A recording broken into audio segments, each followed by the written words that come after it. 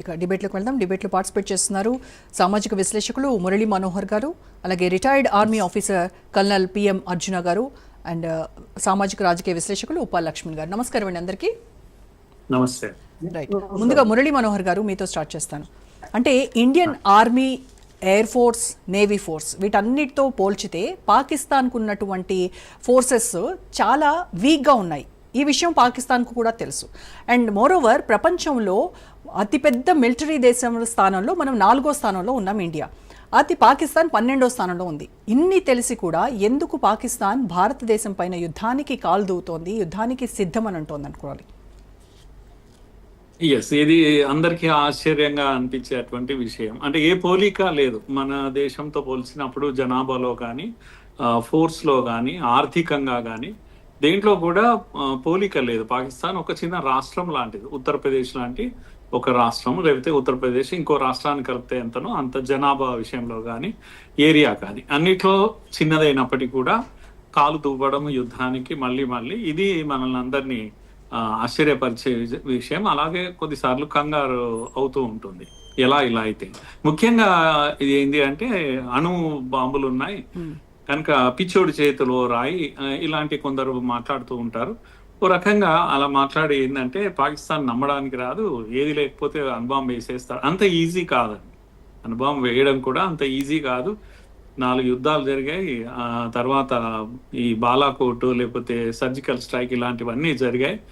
అణుబాంబు లాంటిది వాళ్ళు ఏమి ఉపయోగించే ప్రయత్నం కూడా చేయలేదు. ఇలాంటి ఏమంటాం అర్థం లేని చర్చలు సొసైటీలో జరుగుతూ ఉంటాయి.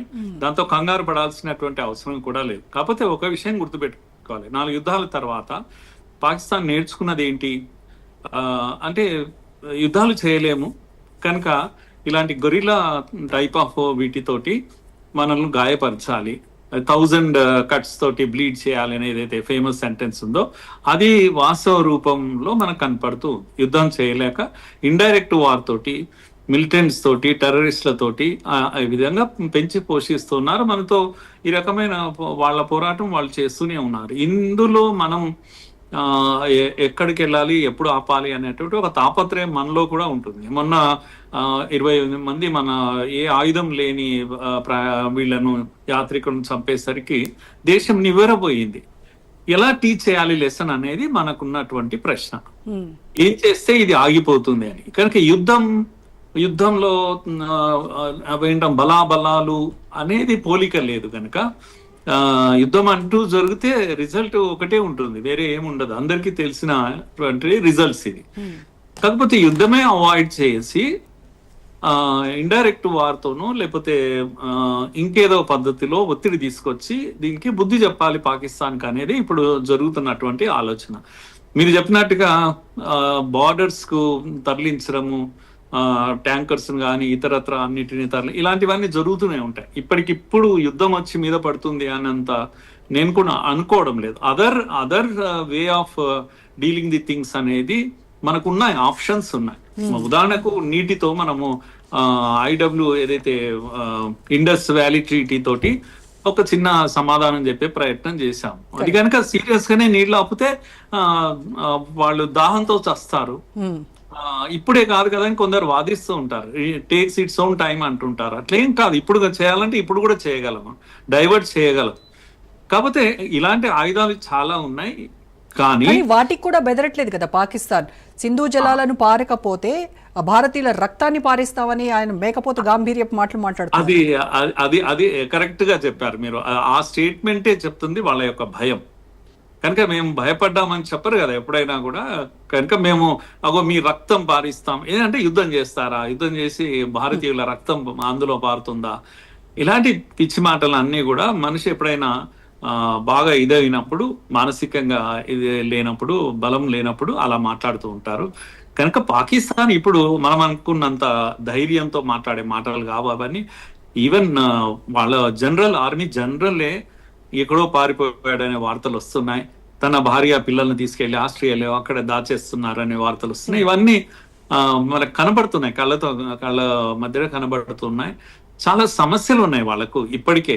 పంజాబ్ సింధు మధ్య చాలా గొడవలు జరుగుతుంది. బలూచిస్తాన్ కంట్రోల్ చేయలేకపోయారు. మనం చూస్తున్నాం ఏదైనా దేశంలో హైజాక్ అంటే ఏదో బస్ హైజాక్ చేస్తారు, కార్ హైజాక్, అప్పుడప్పుడు ఏరోప్లేన్లు కూడా హైజాక్ చేస్తుంటారు అనుకోండి. రైలు హైజాక్ చేసుకుని తీసుకెళ్లేంత తీవ్రవాదము బెలూచిస్తాన్ లో ఉంది.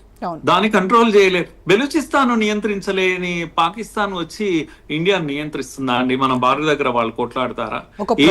ఒక ప్రావిన్స్ అక్కడ మేము విడిపోతామని చెప్పేసి అంత దాడులకు దిగుతూ ఉంటే కూడా వాళ్ళనే కంట్రోల్ చేయలేకపోతుంది. వాళ్ళు కంట్రోల్ చేయలేదు. మన దగ్గర నేను ఒకటే మాట చెప్పేస్తాను సింపుల్ గా, ఎక్కువ సమయం తీసుకోకుండా.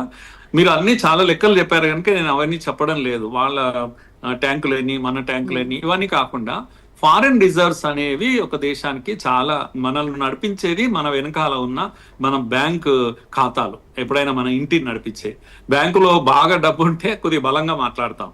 అలాగే ఫారెన్ రిజర్వ్స్ అనేటివి మన ప్రతి దేశాన్ని నడిపిస్తుంటాయి. కరెక్ట్ గా యుద్ధంలో దిగితే వాళ్ళు 1 month అండ్ మాక్సిమం 2 months కు సరిపోవు వాళ్ళ ఫారెన్ రిజర్వ్స్. 2 months తర్వాత దివాలా తీయాల్సిందే. డబ్బులు లేవు వాళ్ళ దగ్గర. ఇప్పటికే 20 సార్లు IMF దగ్గర వెళ్ళి కూర్చున్నారు వాళ్ళు. అలాంటి పాకిస్తాను హాయిగా 12 నెలలు యుద్ధంలో ఉండి నిద్రపోగలుగుతాం మనం. అంత ఫారెన్ రిజర్వ్స్ తో ఊగిపోతున్నాం. అంటే ఇప్పుడు మిగతా దేశాలు, చైనా కావచ్చు, లేకపోతే సౌదీ అరేబియా కావచ్చు, వీళ్ళందరూ కూడా సపోర్ట్ చేస్తాము అని చెప్తున్నారు. సో ఫండ్స్ వాళ్ళు ఈజీగా మొబిలైజ్ చేస్తారు కదా. నో, ఆ విషయంలో కూడా జరుగుతున్నది ఏంటంటే, మొదటిసారమ్మా యుద్ధం అంటూ ఒక వాతావరణం ఏర్పడంగానే ఇంత పెద్ద ఎత్తున భారత్ లో ప్రజలందరూ ఒక్కటిగా అయ్యారు, ఒకటే వాయిస్ తో ఉన్నారు. యుద్ధం చేయాలి, పాకిస్తాన్ కు బుద్ధి చెప్పాలని. మీరు ఫస్ట్ టైం చూస్తున్నాం మనం, అన్ని అపోజిషన్ పార్టీస్ ఒక దగ్గరికి వచ్చాయి. బుద్ధి చెప్పాలి. ఓవైసీ లాంటి వ్యక్తి కూడా గట్టిగా మాట్లాడుతున్నారు, బలంగా మాట్లాడుతున్నారు. దేశంలోనే కాదు, దేశ విదేశాలు అన్ని కూడా భారత్ తో నిలబడ్డాయి. చైనా మీరు అనుకున్నట్టుగా నిలబడదు ఇప్పుడు, ఎందుకంటే వాళ్ళకు టారిఫ్ సమస్య ఉంది అమెరికాతో. వెంటనే మనతో కాస్త సర్దుకుంటే వాళ్ళు కాస్త నిలబడతారు ఆర్థికంగా. అందుకని ఆ ప్రయత్నంలో ఉంటారు. ఈ ఒత్తిడి చేసేది కూడా అందుకోసమే.